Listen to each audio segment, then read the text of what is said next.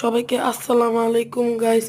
আপনারা আমার ব্লগটি অনেকদিন পর দেখছেন, তো আমার চ্যানেলে আপনাদেরকে স্বাগতম জানাচ্ছি। তো দেখতে পাচ্ছেন আমার শুক্রবারে কী কী খাই। তো মাছ, দুই বদের মুরগি, দেশি মুরগি, ফার্মের মুরগি, দুই বদের মাছ, অনেক নানা ধরনের ভর্তা, মোজো। তো আমি আমার বড় ভাই খাই নাই কেন? আমি আমার বড় ভাইয়ের পেটটা অনেক ভরা, বিকজ আমরা তালাকে খেয়েছি। নামাজ পড়ে আমরা দুজন চিপস কোক খেয়েছি।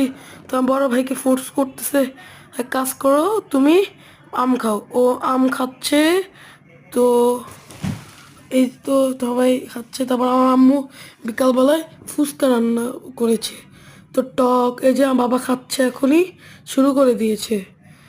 তো দেখেছেন, আমাকে বলো না বাবা খেতে আমাকে বলছে একবার, তা আমি ভিডিও করতেছিলাম।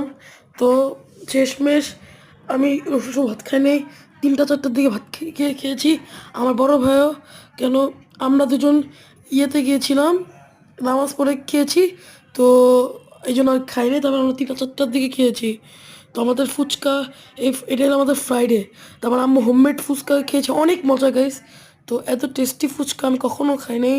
তো হোমমেড তো হোমমেডই বলেন, মানে মার হাতের খাবার কি এটা কেউ জানে না। আমাদের ফ্রেশ তেল দিয়ে ভাজে, অনেক ভালো তেল। যদি তেল পড়ে যায়, তেল ফালিয়ে সুন্দর করে তেল দিয়ে করি আবার। তো দেখতেই পাচ্ছেন তেলের কালার। তো সবাইকে আসসালামু আলাইকুম।